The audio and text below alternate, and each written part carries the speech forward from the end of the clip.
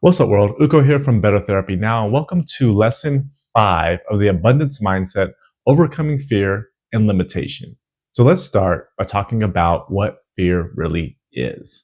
It's normally a fear not of starving or physical harm, but a fear of rejection. In most cases, fear is usually us protecting our ego. Fear comes from 3 common sources. One, past experiences. Think childhood traumas or socially uncomfortable or unsuccessful situations that stick with us throughout our lives. Next are societal expectations, specifically the cultures that we come in, and what are the expectations that are thrust upon us because of that culture. Lastly, self-imposed standards. Take past experiences and societal expectations, combine them, and that makes up self-imposed standards that are often unrealistic, unnecessary, and associated with ego protection. The self-imposed standards and the expectation from past experiences and cultural expectations results in the worst thing of all, and that is not being bold enough to take risks. The root cause of fear are limiting beliefs, things that we say to ourselves when we're stressed out. How do we break free of these limiting beliefs? We want to do 3 things. One is self-awareness. Identify negative thoughts.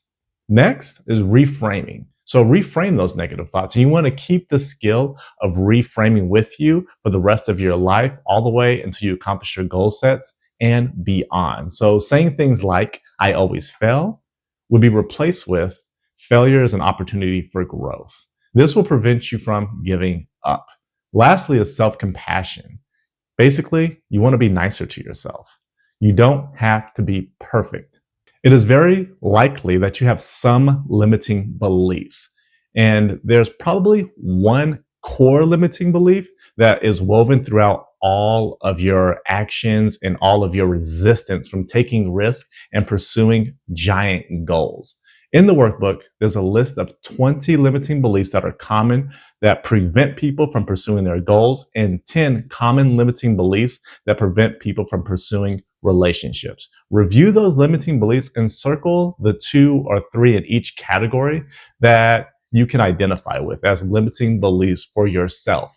In the worksheet, Overcoming Limiting Beliefs with Reframing, you'll use the list that you just reviewed of common limiting beliefs to help you identify your limiting beliefs, but specifically your core limiting belief. If you can identify your core limiting belief, that is a giant milestone to overcome and help you break free of the negative thought patterns that hold you back. You want to identify what negative automatic thoughts come into your head, but this can be very difficult because people don't really think in phrases like negative thought patterns. They think in terms of negative images or even negative things that other people say to them in their own thought, in their own mind.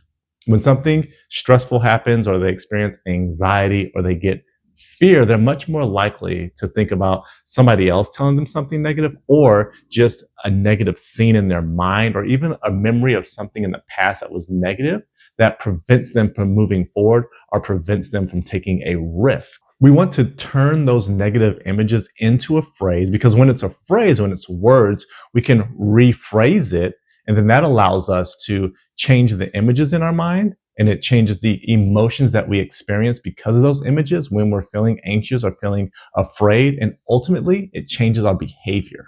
Identifying your negative thought, the root negative thought, is going to require some self-exploration. It might take some time. Don't just go with the first thing that comes to your mind.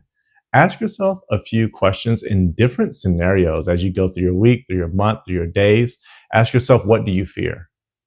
Or what irritates you? Or where do you feel most held back? I think that one is the best. Like, where do you feel held back, especially as it relates to your goal set? These are all clues to what your most central negative thought is. If you can identify your negative thought, then you are on your way to overcoming your central fear because it's rooted in this negative thought, and you'll experience a significantly less amount of fear and limitation and be more likely to take some risks. And when I say risk, I don't mean taking out some $10 million loan to start a business.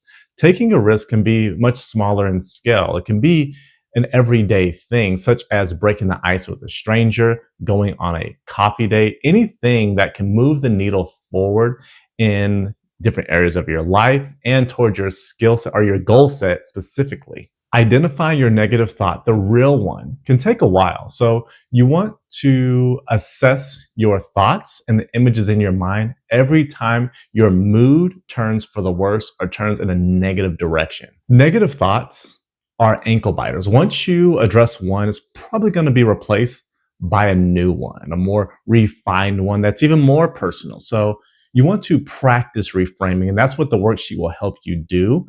And you want to continue doing it every time you get a negative thought that is reoccurring. This is where a partner or a fitness coach can really be helpful. Finding somebody like a sponsor or a mental fitness coach or a therapist that can help you identify those negative thoughts, especially the root negative thought, will be essential in you progressing in a positive way towards your goal.